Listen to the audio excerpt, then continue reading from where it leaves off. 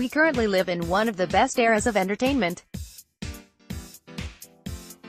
When it comes to cinema and TV, there are a number of movies and TV shows to choose from. In certain cases, we feel some of these creators do run out of ideas, however. The perfect example, at least we thought, is Cobra Kai. Streaming exclusively on YouTube Red, we didn't think this show was necessary. Some classics should be left untouched. Pertaining to this, The Karate Kid didn't really need its story expanded on. Before watching this, we didn't really have the highest expectations. Thankfully, we were wrong. Cobra Kai is awesome. Before we dig into it all, we'll be discussing minor plot details. However, we won't be going very heavy on the spoilers. We feel this is a great show and should be enjoyed by watching it completely unaware of what you're about to see. Taking place years after the events of The Karate Kid, this series follows Johnny Lawrence 34 years later. After losing to Daniel LaRusso in the finals of the All-Valley Karate Championship, he hasn't been able to bounce back. Ultimately, it's a redemption story for this character and the series is much more interesting than we originally thought. For once, we get to see Johnny's side of the story. For so many years, we thought he was the main antagonist and the bully of the story. Once you see what he has gone through and learn his side of it, you definitely sympathize for him.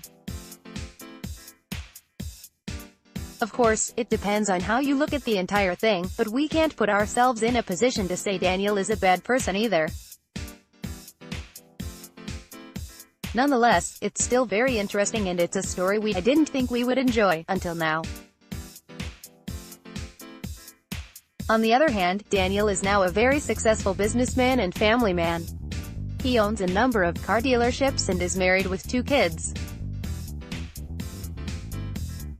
He also still tries to hold those morals and values Mr. Miyagi taught him so long ago. Basically, he has it made and has nothing to complain about. This haunts Johnny, though, especially since he hasn't been able to bounce back from that defeat. This goes beyond karate now, it's more about his current life situation. Everywhere he goes, he sees Daniel and it reminds him of most of his failures. It's a very deep and engaging story. This pushes Johnny to be better once he meets his neighbor, Miguel. He saves Miguel from a bunch of bullies in front of Stop and Shop and Miguel is very impressed. In fact, he's so impressed that he asks him to train him karate.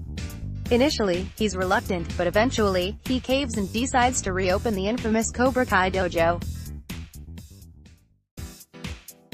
From there on out, things start to get even more intriguing. Of course, we'll let you see how it all plays out. Despite some of the seriousness and sadness of the series' background and plot, most of it is pretty entertaining. There are various moments of heart, charm, and humor. In reality, once you start, you won't be able to stop. It doesn't help the first season is only 10 episodes, with each episode ranging between 25 to 36 minutes. Basically, it shouldn't take you more than a few hours to binge the entire show. As for the performances, everybody is great, especially Ralph Macchio and William Zabka. They reprise their roles in respectable fashion. The new cast members are also great. For example, Zolo Mariduena is great as Miguel. He simply wants to survive high school. He delivers a great and versatile performance. There are some other standouts, such as Jacob Bertrand as Eli, Hawk, Tanner Buchanan as Robbie Keane, and Mary Mouser as Samantha LaRusso. For Dick, we highly recommend you give this series a shot. It's extremely surprising and one of the best shows we've seen this year, by far. The ending definitely leaves it open for a second season. Based on the feedback, it would be a no-brainer for YouTube to pick it up once again. Please watch this. Score, 9.5/10.